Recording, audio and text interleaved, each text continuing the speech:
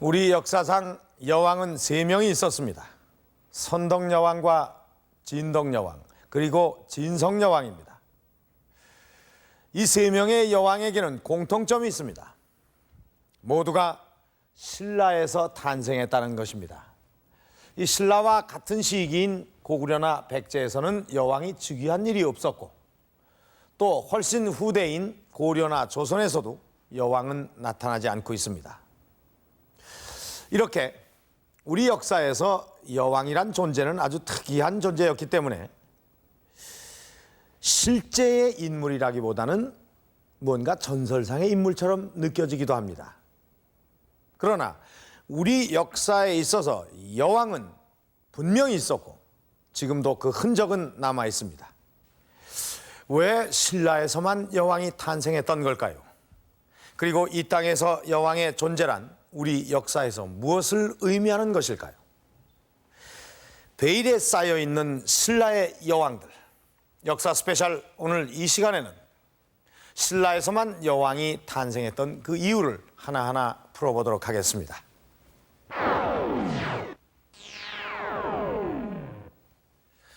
이 땅에서의 최초의 여왕은 선덕여왕입니다. 이 경주에 있는 분황사에는 선덕여왕 때 세워진 탑이 하나 있습니다. 바로 이 탑인데요. 이 돌을 벽돌 모양으로 다듬어서 아주 하나하나 쌓아 올렸는데 참 아름다운 탑입니다. 그런데 이 탑에서 선덕여왕과 관계가 있는 아주 독특한 유물이 발굴이 됐습니다.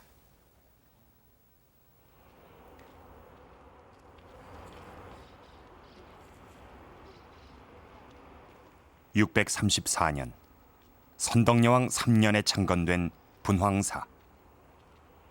이곳엔 사찰을 지을 때 함께 세운 탑이 하나 있다. 1915년에 이 탑을 수리할 당시 2층과 3층 사이에서 돌로 만든 사리함이 발견됐다. 당시 이 사리함 속엔 옥으로 된 장신구를 비롯해 다양한 유물들이 담겨 있었다. 그런데 그 중에서 아주 독특한 유물이 있었다. 실패와 바늘통을 비롯해 각종 바느질 용구가 발견된 것이다.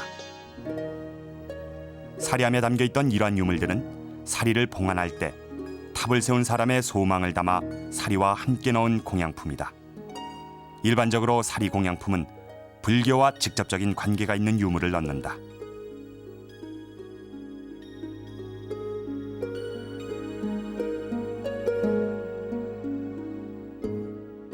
그런데 분황사 탑 안에서 실패와 바늘통, 가위와 바늘 등이 발견된 것은 흥미롭다.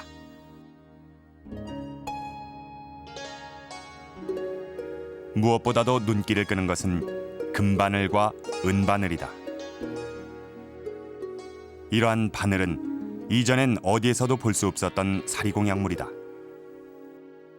분황사를 세운 사람이 다름 아닌 선덕여왕이기 때문이다.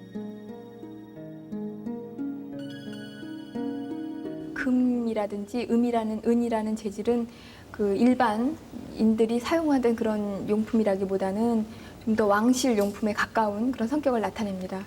그래서 이 분황사 사리탑이 그 선덕여왕의 발언에 의해서 세워진 것이라면은 좀 더 그 여왕과의 그 관련성이 좀 더 깊지 않을까 이렇게 생각이 됩니다.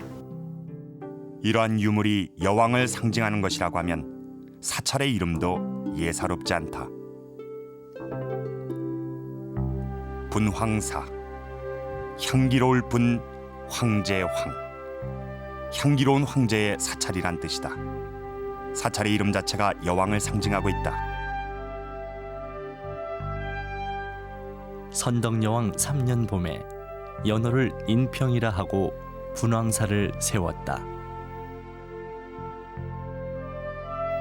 몇 년 동안 연호를 사용하지 않다가 분황사를 세울 당시 독자적으로 연호를 사용한 것은 이때는 어느 정도 왕권이 확립되던 시기로 보인다. 이 왕실에서 지은 사찰은 대부분 이 국가 안녕과 백성들의 편안함, 평화를 위해서 이 사찰을 짓고 기원했던 그런 그 전례가 있기 때문에 이 사찰 역시 호국 의미를 담고 있다고 생각되어집니다. 지금의 분황사는 그렇게 큰 사찰은 아니다. 그러나 창건 당시 경주 7대 사찰의 하나로 꼽힐 만큼 화려하고 큰 절이었다. 분황사를 창건했던 시기와 규모로 비춰볼 때 선덕여왕이 이 절을 세운 것은 통치에 대한 자신감과 의지를 나타낸 것으로 보인다. 이러한 추측은 분황사 바로 옆에 있는 황룡사지에서 뚜렷해진다. 신라 최대 사찰 황룡사. 이곳엔 경주 어디에서나 그 모습이 보였던 거대한 목탑이 있었다. 선덕여왕 때 세워진 황룡사 목탑. 이 탑 밑에서 분황사 탑에서 발견된 유물과 비슷한 유물이 발견됐다. 바늘통과 가위, 칼, 실패 등 바느질 용구가 발견된 것이다.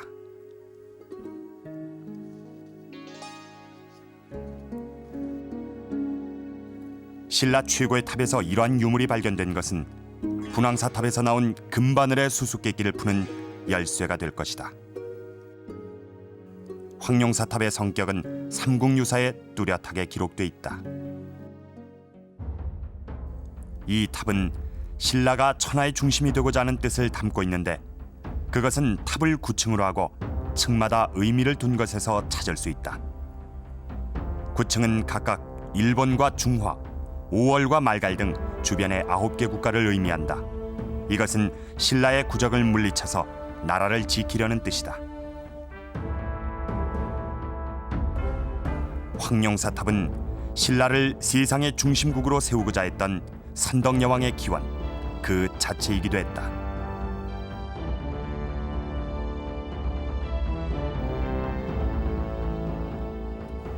탑을 세웠다. 과연 사만을 합했고 군신이 안락함은 지금까지 그것에 힘입었기 때문이다. 분황사탑에서 발견된 금바늘. 이 금바늘이 상징하는 것은 황룡사탑을 세운 의미에서 확인할 수 있다. 그것은 이 땅 최초의 여왕인 선덕여왕이 강력한 신라를 만들어가려는 의지이자 그 뜻을 실행으로 옮긴 흔적이었던 것이다.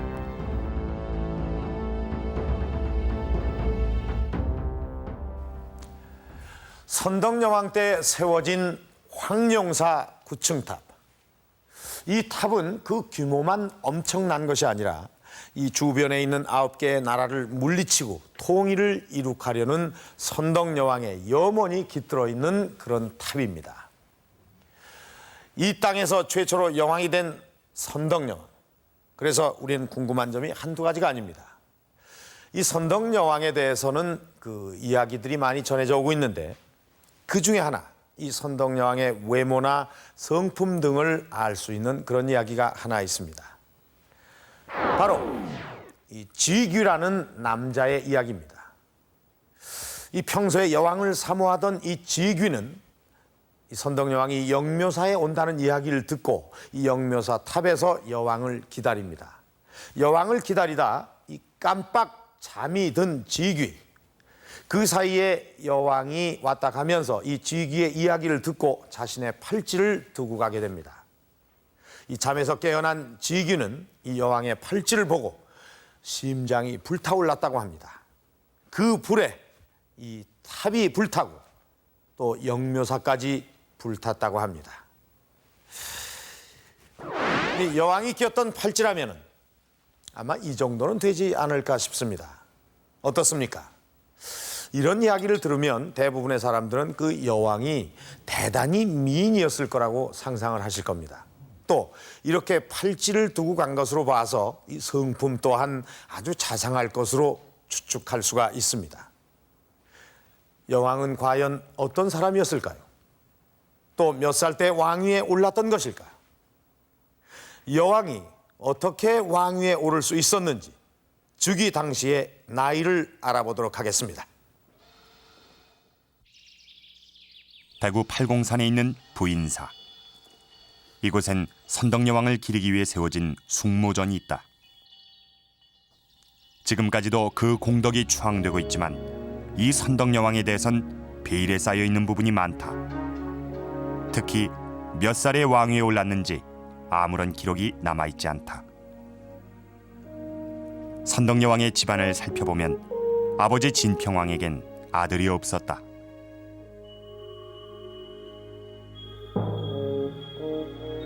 대신 진평왕에겐 3명의 딸이 있었다. 맏딸은 덕만. 이 덕만 공주는 훗날 왕위를 잇는 선덕여왕이다.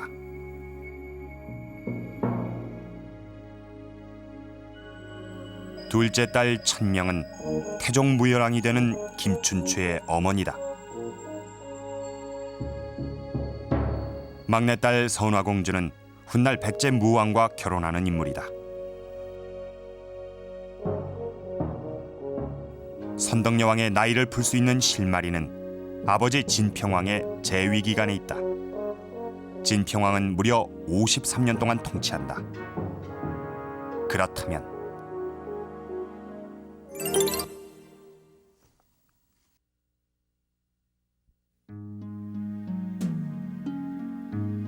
선덕여왕이 즉위한 해는 632년. 이 해를 중심으로 주변 인물을 통해 여왕의 나이를 추정해보자. 선덕여왕의 조카인 김춘추의 나이는 분명하게 기록돼 있다. 김춘추는 603년에 출생. 그렇다면 선덕여왕이 즉위했던 632년에 김춘추는 30살이다. 김춘추의 어머니이자 선덕여왕의 여동생이었던 천명부인의 나이도 추정해볼 수 있다. 천명부인이 최소한 20살에 김춘추를 낳았다고 하면 언니가 왕위에 올랐을 때 아들은 30살이었기 때문에 천명부인은 50살이었을 것이다.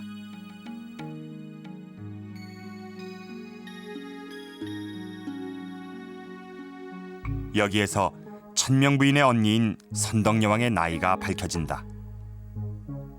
왕위에 오를 당시 동생이 50살이었다면 선덕여왕도 이미 50살이 넘었을 것이다.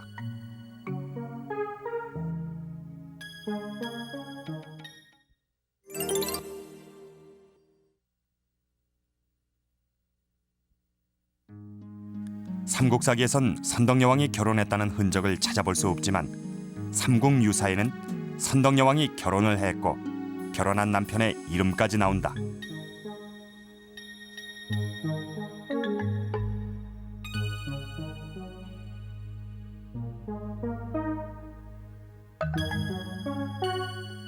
갈문왕은 왕과 가장 가까운 친족에게 붙는 명예적인 호칭으로 왕과 왕비의 아버지나 동생, 그리고 여왕일 경우는 남편에게도 붙여진다.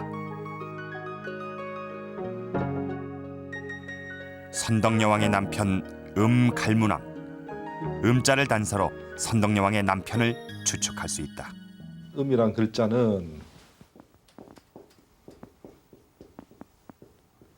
마신다는 그런 뜻인데 이 인물은 이 선덕여왕의 남편으로 그렇게 나와 있습니다. 그런데 선덕여왕이 활동하던 그 전후 시기를 기록상을 쭉 찾아보면 음이라고 하는 이름을 가지고 있는 인물은 한 사람도 보이지 않습니다.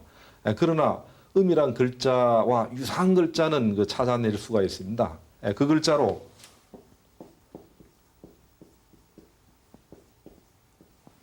반이란 글자를 찾을 수가 있는데 이 반이란 이름을 가진 인물이 두 명이 나오고 있습니다. 한 사람은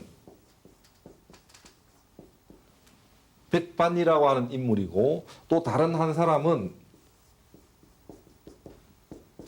국반이라고 하는 인물입니다. 그런데 이 음과 반이라고 하는 글자는 지금 보면 전혀 다른 글자 이미 틀림이 없지만은 그러나 당시에 그 북글을 쓰면서 흘러 써서 극히 비슷하게 쓰여질 수 있는 그런 글자이기도 하고 또 목판에 새겨가면서 이 두 글자는 같은 글자로서 새겨질 가능성이 많은 글자라 하겠습니다. 그래서 아마 음갈문왕은 백반 아니면 국반 두 인물 가운데 한 사람에 해당이 된다고 그렇게 생각이 됩니다. 그렇다면 백반과 국반 중에서 어느 쪽이 선덕여왕의 남편이었던 것일까? 기록에 의하면 삼촌인 국반은 선덕여왕의 뒤를 잇는 진덕여왕의 아버지이고 따라서 선덕여왕과 진덕여왕은 사촌간이다. 국반이 아니라면 백반만이 남는다. 백반이 남편이라면 선덕여왕은 아버지의 동생인 삼촌과 결혼한 것이다. 오늘날 입장에서 보면 전혀 이상스럽고 불가능한 일이 되겠습니다만은 당시에 근친혼이라고 하는 것은 일반적으로 행해지고 있던 그런 관행이었습니다. 우리가 잘 알고 있는 이 진흥왕도 자기 어머니와 아버지는 이 삼촌과 그 진려의 그런 그 관계였습니다. 신라 최초의 여왕인 선덕여왕. 그녀는 결혼한 여성이었고 50살이 넘어서 왕위에 올랐던 것으로 추정된다. 어떻습니까? 우리가 생각했던 것보다는 좀 다르지요. 50이 넘었다는 것도 놀랍고 또 그 나이에 여성으로서 왕위에 올랐다는 것은 더욱 놀랍습니다. 그런데 이 선덕여왕이 어떻게 해서 왕위에 올랐는지 그것을 알려주는 단서는 그리 많지 않습니다. 이 삼국사기에 선덕여왕의 성품에 대해서 이 관인명민이다라고 기록이 되어 있습니다. 관인명민, 이 도량이 어질고 넓고 또 아주 민첩하고 총명하다는 그런 뜻입니다. 그러니까 선덕여왕이 왕으로서의 자질을 충분히 갖추고 있다는 것을 강조한 것으로 보입니다. 또 한 가지의 단서는 선덕여왕이 왕이 된 이후에 붙여진 존호입니다. 선덕여왕은 왕이 된 이후에 성조황고라는 존호가 붙여지는데 이 성조황고란 성스러울 성의 조상조 그리고 황제황의 시어머니 고루 어우러진 글자입니다. 그러니까 신성한 황제의 피를 이어받은 여인 이렇게 풀이할 수가 있겠습니다. 그런데 이상한 것은 이 선덕여왕이 왕이 되기 이전에 그 왕들에게는 이런 존호가 붙여지지 않았다는 사실입니다. 왜 선덕여왕에게만 이런 신성한 혈통을 강조한 것일까요? 경주에 있는 낭산. 낭산의 소나무 숲은 신선이 내려와 논이었다 해서 신라 때부터 신유림으로 불렸다. 이 신유림 안에 선덕여왕의 능이 있다.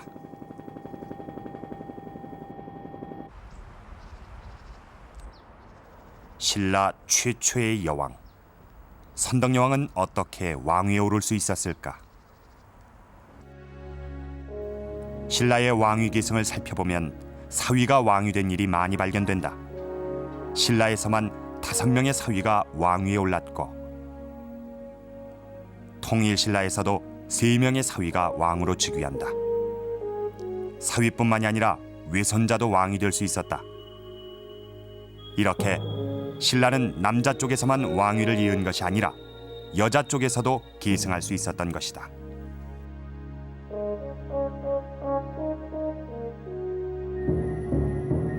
이렇게 여자 쪽에서도 왕위를 계승했기 때문에 여성이 왕이 되는 것이 그렇게 불가능한 일만은 아니었다.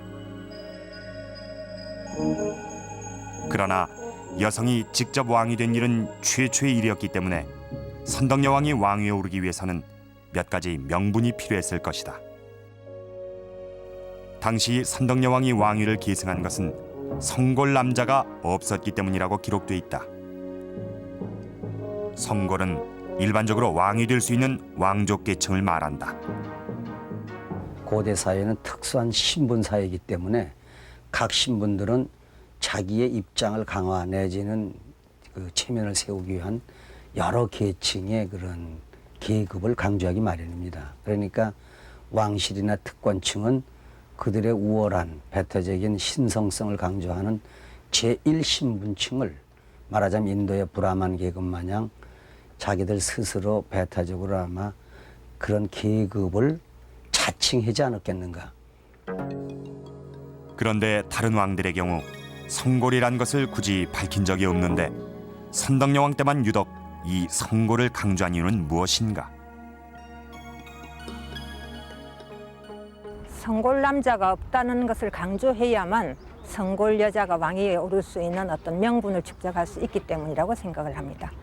당시에 있어서 사회 구조상에서는 신분 혈통이 그만큼 중요한 의미를 가지고 있었고, 따라서 진평왕이 아무리 왕권을 강화하여 기반을 다졌다고 하더라도 딸에게 왕위를 물리기 위해서는 그만큼 여러 가지 그 명분 축적이 필요했던 것이었다고 생각을 합니다.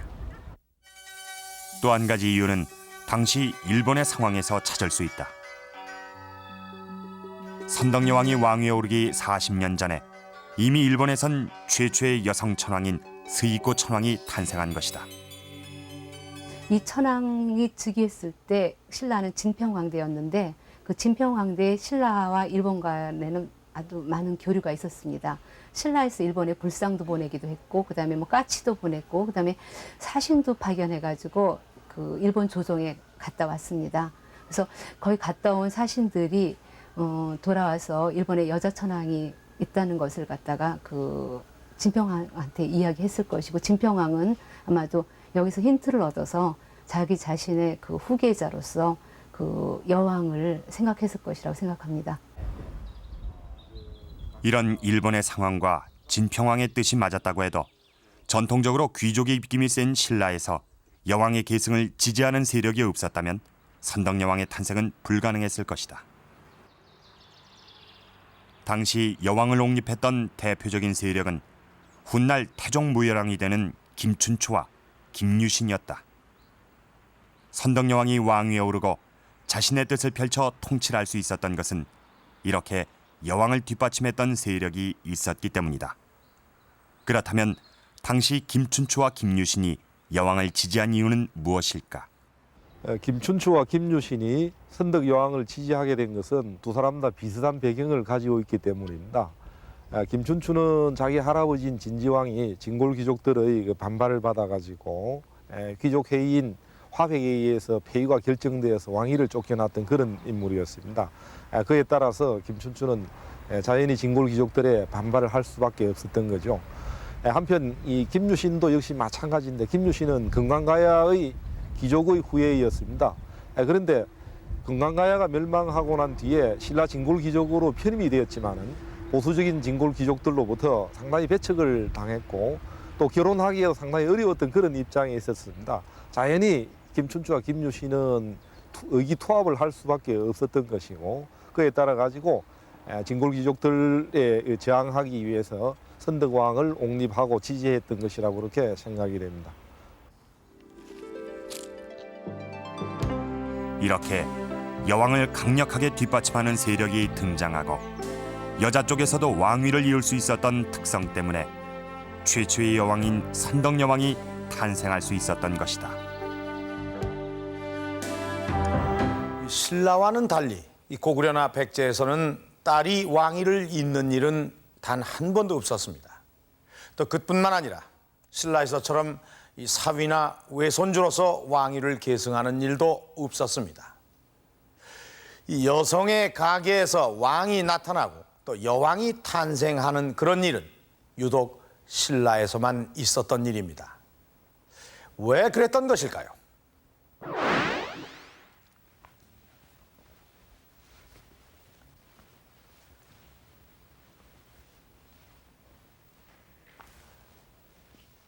자, 그 실마리는 바로 이 무덤에서 찾을 수가 있습니다. 이 무덤은 황남대총인데요. 이 황남대총은 경주에서 가장 규모가 큰 고분으로서 이 동서의 길이가 80m, 남북이 120m, 또 높이가 25m나 됩니다. 이렇게 거대한 규모뿐만이 아니라 우리의 눈길을 끄는 것은 그 독특한 생김새입니다. 이 황남대총은 표주박을 엎어놓은 것처럼 생기기도 했고 또는 낙타 등처럼 생기기도 했는데 이 황남대총의 신라에서만 여왕이 탄생할 수 있었던 그 비밀의 단서가 숨어 있습니다. 표주박을 엎어놓은 듯한 거대한 무덤. 황남대총의 모양이 이렇게 독특한 것은 두 개의 무덤이 서로 연결돼 있기 때문이다. 이 황남대총에선 고대 신라의 비밀을 간직하고 있는 유물들이 쏟아졌다.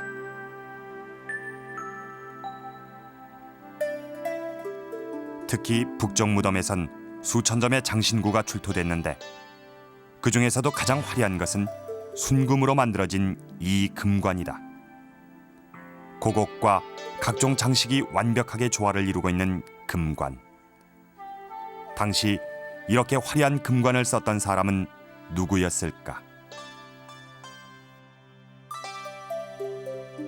금관과 같은 무덤에서 출토된 은제 허리띠에 그 단서가 숨어 있다. 허리띠 한쪽에 명문이 새겨져 있는데 바로 부인대라는 글자다.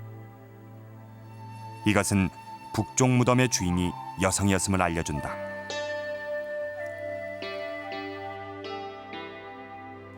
북분과 연결된 또 하나의 무덤. 남분에선 주로 무기가 출토됐는데 이런 유물을 통해 이 무덤이 남자의 능이란 걸 알 수 있다.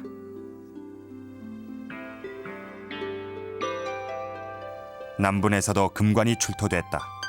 그러나 이것은 순금이 아닌 금동으로 만든 관이다.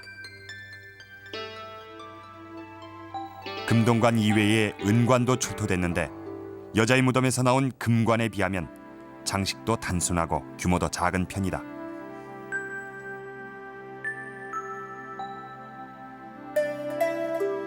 거대한 능의 규모나 화려한 유물들이 이 무덤의 주인을 알려주는데 최고의 귀족이거나 왕일 가능성이 높다. 그런데 이렇게 중요한 무덤에서 왜 남녀의 유물에 차이를 둔 것일까? 이 무덤은 여러 가지 출토 유물로 볼 때 부부의 무덤이 틀림없는 것 같습니다. 그럼에도 불구하고 남쪽인 남자의 무덤에서는 금동제의 간이 출토되었고 북쪽인 여자의 무덤에서는 순금제의 간이 출토되었습니다. 이와 같은 가연의 차이로 볼 때 북쪽의 여자 주인공의 신분은 적어도 남자와 동일하거나 그 이상의 신분일 가능성이 있을 것 같습니다. 황남대총에서 출토된 남녀의 유물을 통해 당시 신라 여성의 지위를 짐작할 수 있다. 우선 고대 신라 여성의 지위가 결코 낮지 않았다는 점. 그리고 남자보다 신분이 높은 여자는 결혼을 해도 그 지위가 바뀌지 않았던 것으로 보인다.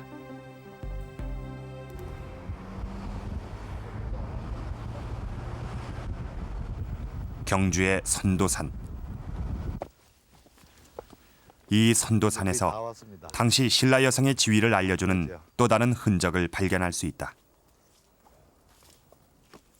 운제 부인이라고 하는 신라의 여성에게 제사를 지냈던 제단터가 남아있는 것이다. 운제 부인은 신라 2대 왕인 남해왕의 왕비였다. 신비한 능력이 있었다는 운제 부인은 선도산에 산다고 해서 선도산 성무라고도 불렸다. 지금도 제단터에선 조선시대의 기와부터 신라시대의 기와조각까지 발견되는데 오랫동안 이곳이 중요한 장소였다는 것을 알려주는 유물이다.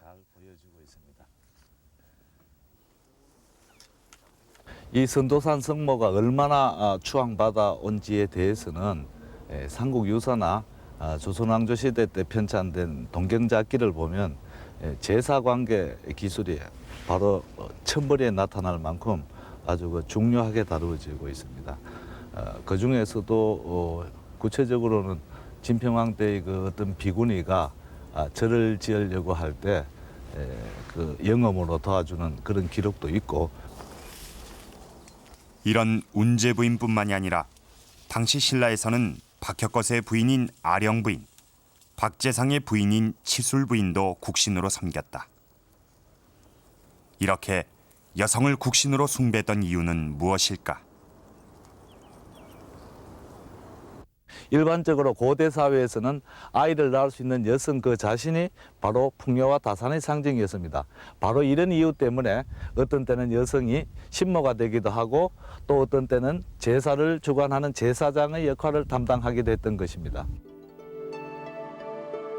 실제로 여성이 국가의 제사를 직접 주관했던 경우도 있었다. 제2대 남해왕이 시조인 혁거세의 사당을 만들었다. 그 후 왕의 누이인 아로가 제사를 주관했다. 그렇다면 고구려와 신라는 어떠했을까? 고구려에서는 추모왕의 어머니였던 유화 부인을 부여신으로서 고구려 말기까지 숭배하게 됩니다. 유화라는 말은 몽골에서는 샤만의 나무라고 부릅니다. 즉 유화 부인은 재상이라는 의미가 강합니다. 그래서 고구려에서는 곡물의 여신, 대지의 여신, 생명의 여신, 또 물의 여신으로서 숭배하게 됩니다.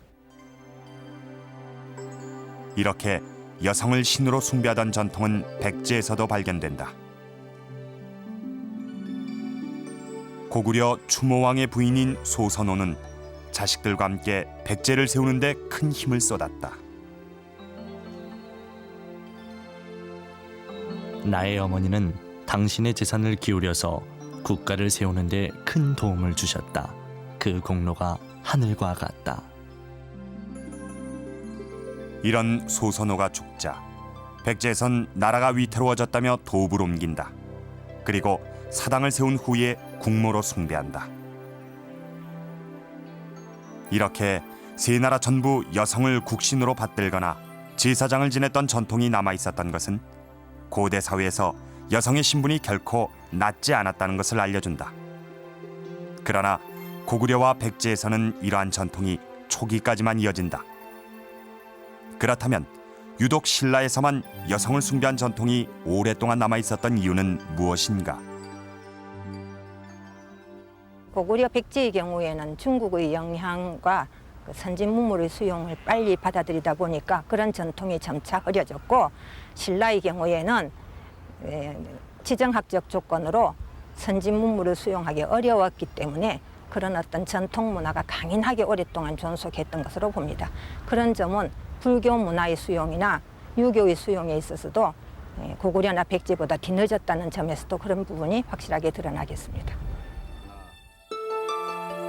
여성을 국신으로 숭배했던 사회, 또한 여성이 제사장으로 군림하던 전통이 오랫동안 뿌리를 내리고 있었던 사회. 이런 신라의 전통은 여왕을 탄생시키는 중요한 배경이 됐을 것이다.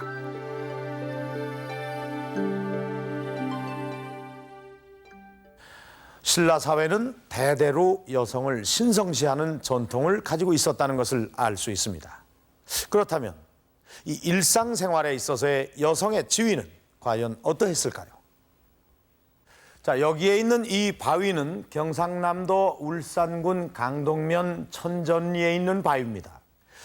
이 바위에 신라시대 여성들의 지위를 알 수 있는 흔적이 남아 있습니다. 자, 이 바위에 글자가 새겨져 있는데 이 오른쪽과 왼쪽으로 나뉘어져 있습니다. 먼저 오른쪽부터 살펴보도록 하겠습니다.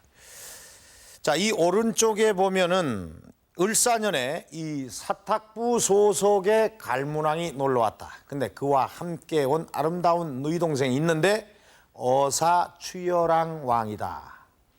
자, 이번에 왼쪽을 한번 보겠습니다. 이 왼쪽에도 같은 그런 기록이 담겨져 있습니다. 을사년, 즉 525년에 이 사부지 갈문왕과 그의 누이 동생 어사추열왕 왕이 이곳에 놀러 온 것을 기념하기 위해서 새겨놓은 그런 글이라는 것을 알 수가 있습니다. 여기서 이 갈문왕이라고 하는 것은 왕과 아주 가까운 친척에게 내려주는 그런 명예적인 칭호입니다. 그런데 여기서 주목해야 할 것이 있습니다. 바로 어사추열왕 왕이라는 이 글자입니다. 여성에게도 왕이라는 칭호를 내려주었던 것입니다. 자, 이 바위에는 그때 함께 왔던 이 귀족들의 이름들도 새겨져 있는데 여길 보면 일길간지라는 관등을 가지고 있는 영지지의 처 거지시해 부인, 그리고 사간지라는 관등을 가지고 있는 진육지의 처 아육모홍 부인도 함께 왔다고 기록이 되어 있습니다. 자, 이 귀족들과 함께 그 부인들도 같이 유람을 왔고, 특이할 만한 것은 이 부인들의 이름을 모두 실명으로 기록하고 있다는 사실입니다. 자, 이 왼쪽에는 또 다른 귀족 부인들의 이름이 새겨져 있습니다. 1, 2등차 부인과 사효공 부인. 이 바위에는 이렇게 많은 여성들의 이름이 새겨져 있습니다. 이곳에 왔던 여성들 중에는 왕이라는 칭호를 받았던 그런 여성도 있고, 또 다른 귀족 부인들도 자신의 이름을 실명으로 떳떳하게 사용을 하고 있습니다. 이렇게 남자와 여자가 똑같이 실명으로 밝히고 사용하고 있다는 사실은 우리가 생각했던 것 이상으로 여성들이 존중을 받았다는 것을 의미하는 것입니다. 사실 여성들이 자신의 이름을 떳떳이 밝힐 수 있는 그런 시기는 얼마 되지 않았기 때문에 이 바위야말로 신라 여성들의 지위를 가늠할 수 있게 해주는 열쇠인 것입니다. 자, 그럼 실제 신라 사회에 있어서 여성들의 지위는 어떠했는지 살펴보도록 하겠습니다.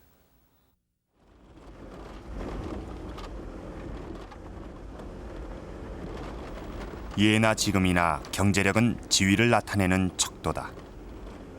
당시 신라 여성들은 어느 정도 경제력을 가질 수 있었을까? 신라시대 창건된 취서사. 취서사엔 당시 신라 여성의 경제력을 알려주는 유물이 남아있다. 한 여성의 재력으로 이 탑을 세운 것이다. 지금은 기단과 1층만 남아있지만 취서사 탑은 본래 3층 탑이었다. 1930년대 탑을 해체했는데 탑에서 발견된 사리함에 시주자의 이름이 적혀 있었다.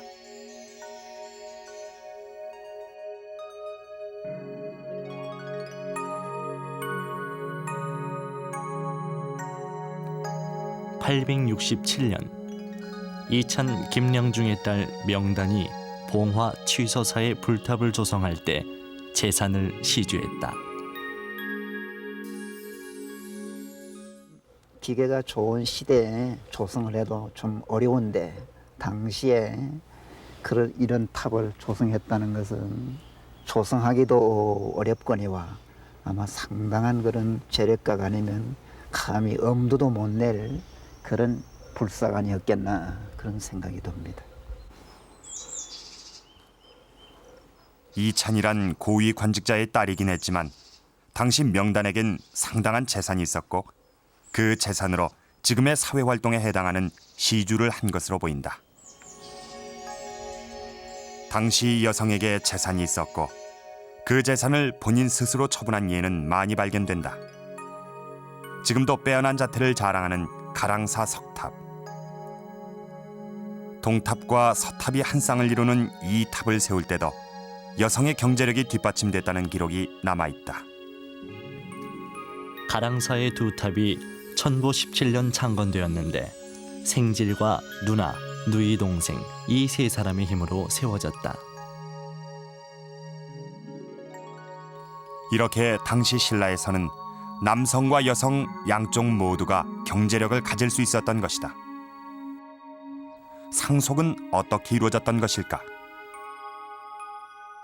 직접적인 자료는 없습니다. 그러나 인접시대인 고려시대에 보면은 아들, 딸 구별 없이 균분 상속을 했고 또 그 다음 세대인 조선시대도 마찬가지입니다. 그런데 신라시대는 여자들이 많은 재산을 불사에 시주를 했습니다. 시주를 했다는 것은 개인 재산이 있었다는 겁니다. 따라서 신라시대도 아들, 딸 차별 없이 균분 상속했다고 봅니다.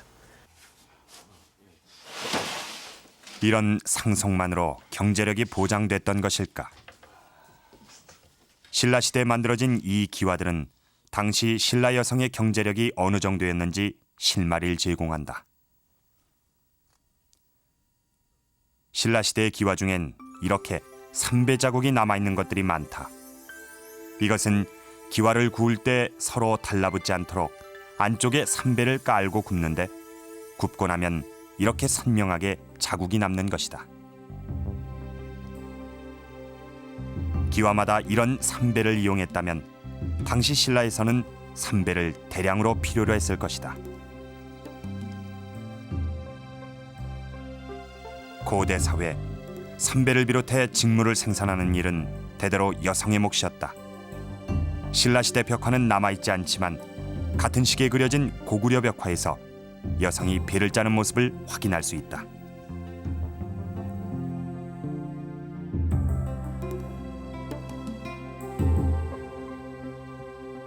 그리고 문헌엔 신라 여성들이 공동으로 직물을 생산했던 기록이 남아있다. 바로 한가위의 유래가 되는 길쌈이다.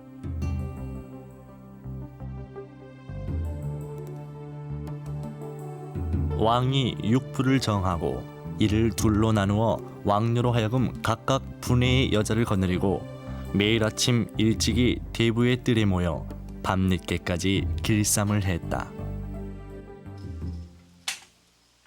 당시 감독관이었던 왕녀의 지휘에 따라서 이른 아침부터 저녁 늦게까지 배를 짠 것으로 보아 길쌈이 일상생활에서 상당히 중요한 부분을 차지했던 것을 알 수 있다. 당시에 길쌈놀이를 했다고 그러는데 그게 요즘 생각하는 그 놀이 차원의 그 길쌈놀이가 아니었다고 생각합니다. 당시에는 견포, 마포 같이 직물류를 세금으로 냈기 때문에 직물은 화폐의 가치가 있었습니다. 그렇기 때문에 직물 생산은 아주 중요한 경제 활동의 하나였습니다. 이렇게 직물을 생산하는 일은 국가의 주력 사업이나 마찬가지였다. 당시 신라에선 직물의 생산을 관장하는 관서를 두었고 그 관서는 직물의 종류에 따라 세분화돼 있었다. 특히 직물을 생산하는 관서마다 생산을 총괄하는 여성 감독관이 있었는데 그들이 바로 모였다. 이 임무는 신라에서만 볼 수 있는 독특한 관직이다. 그런데 재미있는 것은 고려시대나 조선시대에도 직물 생산을 하는 관서가 있는데 그런 시대에는 그 장인이라든지 그 관리들이 모두 남자였던 것에 반해서 신라시대 때는 여자가 직접 그 직물을 생산하는데 감독하는 관리자로서의 역할을 했다고 생각합니다. 일본 황실의 보물창고인 정창원. 이곳엔 당시 신라가 일본과 교역할 때 가장 중요한 물품으로 여겼던 신라의 직물들이 보관돼 있다.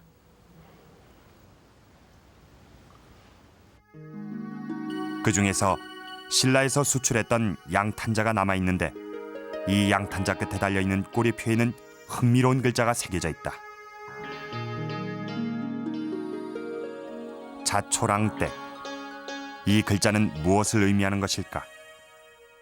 思想上卓というのは、貴族の家号であり、このような家号を持つ貴族が自ら製造した毛線と日本の絹製品との交換を指示した内容の荷札です。したがってここに記された思想上卓というのはその毛線製造の主体と考えていいと思います。製造業者と考えていいと思います。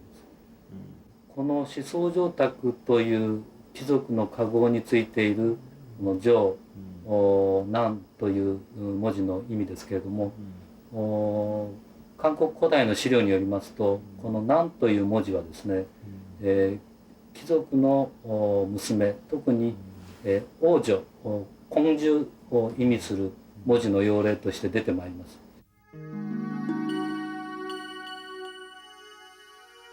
자초랑댁이 직물을 생산하는 제조업체라면 자초랑은 직물을 수출하는 업체의 대표를 나타낸 것이라 할 수 있다. 당시 신라에서는 이렇게 수출 상품에까지 여성의 이름을 당당하게 사용했던 것으로 보인다.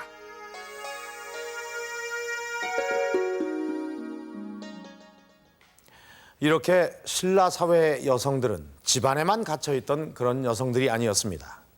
이 노동이나 상속을 통해서 경제적인 기반을 갖추었고 또 이런 경제력을 바탕으로 해서 아주 활발한 사회 활동을 전개했던 것입니다. 이런 신라 사회 분위기로 이 여왕도 탄생할 수가 있었던 것입니다. 그러나 이 후대에 비해서 아무리 여성의 지위가 높았다고 하더라도 여왕이 탄생되는 일은 처음 있는 일이었습니다. 이렇게 여왕이 통치하는 이런 일에 대해서 이 여왕에게 반발하는 세력은 없었던 걸까요? 여기에 대한 해답은 바로 이 연에 있습니다. 우리의 기록상으로 이 연이 최초로 사용된 것은 신라 때 일입니다. 그런데 이 신라 때 사용된 연은 이 선덕여왕과 아주 깊은 관련이 있습니다. 선덕여왕 말기에 대규모의 반란이 일어났었는데 이 반란을 진압하는 데 이 연을 사용했던 것입니다. 이 선덕여왕 말년에 있었던 이 반란은 신라 역사상 아주 중요한 의미를 갖고 있는 것입니다. 이 반란을 진압하는 데 사용된 이 연은 선덕여왕의 최후와 또 두 번째 여왕인 진덕여왕이 왕위에 오르는 그 비밀을 담고 있는 것입니다. 완전히 다 붙여가지고. 한밤중 반월성에 큰 별이 떨어졌다. 647년 비담의 난 때에 있었던 일이다. 반란군은 반월성에 떨어진 별을 보고 승리를 장담했다고 한다. 그러자 반란군과 대치하고 있었던 왕군이 반란군의 기세를 꺾기 위해 연에 불을 붙여 날렸다고 한다. 김유신을 중심으로 한 왕군이 연에 불을 붙여서 날렸다. 마치 별이 하늘로 되돌아간 것처럼 보였다. 이렇게 연이 사용된 후 반란은 진압됐다. 이런 비담의 난은 신라의 역사를 바꾼 중대한 사건이었다. 완전 별하고 똑같이 됐어요. 선덕여왕에 이어 또 한 명의 여왕이 왕위에 오르고 여왕을 지지했던 신흥 세력이 전면으로 등장하는 계기가 된 것이다. 이렇게 연을 통해 극적으로 묘사되고 있는 비담의 난은 어떤 사건이었던 것일까? 선덕여왕 말년, 비담은 명활산성을 본거지로 반란을 일으킨다.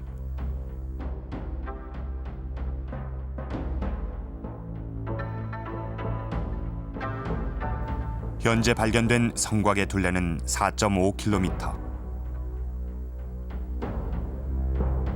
명활산성은 자비왕 때 궁궐로 사용했을 만큼 중요하고 유서 깊은 성이었다. 비담의 난을 일으켰을 때에 이곳의 근거지를 정하게 된 것은 아마 당시에 그 비담의 세력이 아주 대단했다는 것을 시사하는 것이 아닌가 저는 그렇게 생각이 됩니다. 반란을 일으킨 비담은 상대등이었다. 상대등은 지금의 국무총리격으로 왕위에 오를 정당한 계승자가 없을 때 가장 먼저 왕위에 오를 수 있는 관직이다. 이런 막강한 세력을 가졌던 비담이 난을 일으킨 이유는 무엇인가?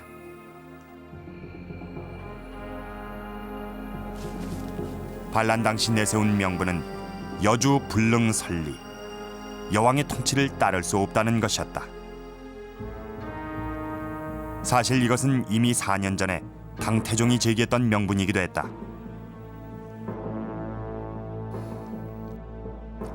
신라는 여자를 임금으로 삼았기 때문에 이웃 나라들이 경멸하고 있다. 또한 주인을 잃은 채 도적이 들끓고 있으니 앞으로도 편안한 날이 없을 것이다.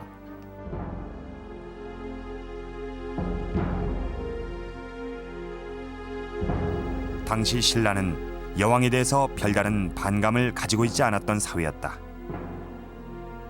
그러나 여왕의 통치를 의도적으로 깎아내리려는 당태종의 말은 신라의 파문을 일으켰을 것이다. 실제로 이 말은 왕위에 오를 수 있는 자격이 있었던 상대등 비담에게 난을 일으키는 빌미를 제공한 것으로 보인다.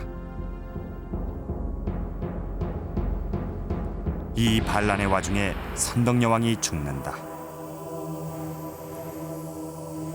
선덕여왕이 죽자 사촌 여동생인 승만공주가 바로 왕위를 잇는데 그녀가 바로 두 번째 여왕인 진덕여왕이다. 진덕여왕은 왕위에 오르자마자 반란군 진압에 나선다. 이런 일련의 상황을 통해서 비담의 난이 발생한 근본적인 원인을 추정해 볼 수 있다. 선덕여왕이 살아있을 때 진덕여왕을 후계자로 결정했을 가능성이 많다고 보고 있습니다. 그 이유는 비담의 난 때 선덕여왕이 죽고 굉장히 신속하게 진덕여왕의 즉위가 이루어지고 있습니다. 이것은 당시 선덕여왕파라고 하는 김춘추가 당시 일본에 가 있는 그런 상황에서 굉장히 빠르게 진덕여왕의 즉위가 결정되었다는 것인데, 이건 생전에 선덕여왕 때 이 결정되어 있지 않으면은 어려웠던 일이 아닌가 그렇게 생각하고 있습니다. 따라서 비담은 진덕여왕한테 왕위가 넘어가는 것에 아마 불만을 품고서 이 반란을 일으켰던 것이 아닌가, 저는 그렇게 보고 있습니다. 당시 반란군에 맞섰던 왕군의 총사령관은 김유신. 처음엔 왕군을 능가할 만큼 막강했던 반란군이 갑자기 진압된다. 반란군은 어떻게 진압됐던 것일까?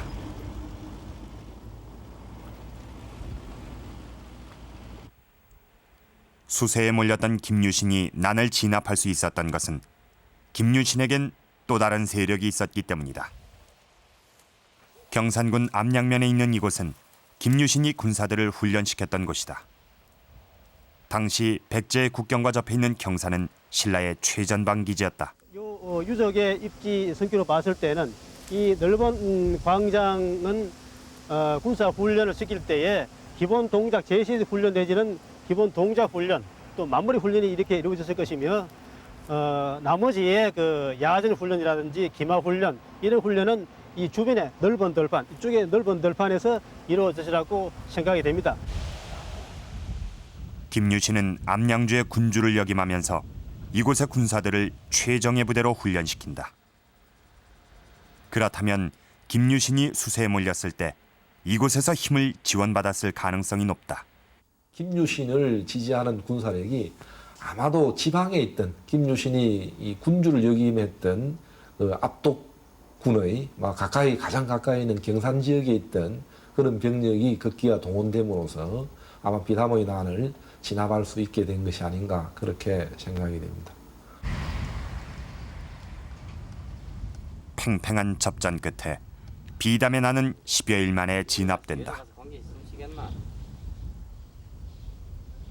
마침내 진덕여왕의 지지파가 승리한 것이다.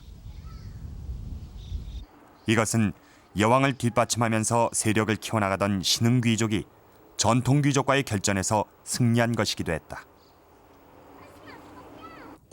이렇게 비담의 난이란 진통을 겪으면서 신라는 또 한 명의 여왕을 탄생시킨다.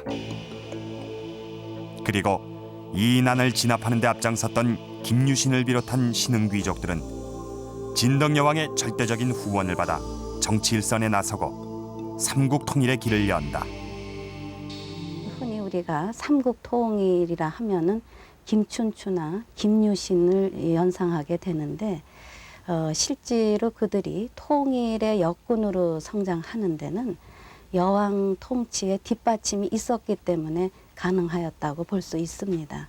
흔히 이제 어머니가 자식을 북돋아서 그들의 능력을 최대로 발휘할 수 있게 하듯이 인재를 등용하면 그들을 믿고 최대로 적극적으로 밀어주면서 통일의 최대의 역량을 발휘하게 하는 여왕 특유의 통치 스타일이 있었기 때문에 신라가 통일을 완성하는데 유리하게 작용하지 않았을까, 그렇게 생각됩니다.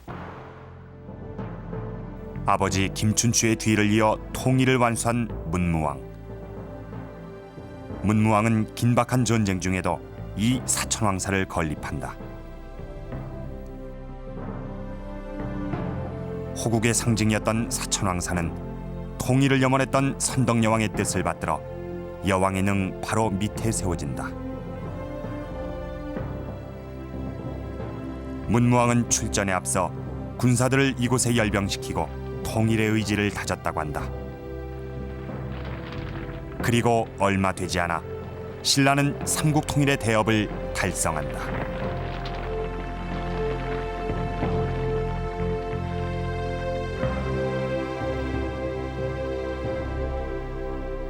선덕여왕과 진덕여왕이 등장하고 250년이 흐른 뒤 신라는 마지막 여왕인 진성여왕이 왕위에 오르게 됩니다. 이 문헌에 따르면 이 진성여왕이 왕위에 오르게 된 것은 선덕여왕과 진덕여왕의 전례에 따른 것으로 기록을 하고 있습니다. 그러니까 이 통일신라 후기까지도 신라인들은 여왕에 대해서 부정적인 생각을 하지 않고 있음을 알 수가 있습니다. 그런데 이 통일신라가 멸망한 후부터 이 여왕에 대해서 부정적인 평가가 쏟아지기 시작합니다. 그리고 1000년이 지난 지금까지도 이 여왕의 존재를 특별한 사례로 보는 시각이 많이 있습니다. 그러나 그것은 어디까지나 지금의 잣대일 뿐 그 시대로 돌아가서 신라를 바라보지 않기 때문일 것입니다. 오늘 우리가 신라 시대로 다시 돌아가서 만날 수 있었던 것은 우리가 생각했던 것 이상으로 여성들의 지위가 높았던 신라 사회와 그 사회에서 역동적으로 생활을 했던 신라 여성들의 모습이었습니다. 또 이러한 사회의 분위기로 신라는 우리 역사상 유일하게 3명의 여왕을 탄생시킬 수 있었던 것입니다.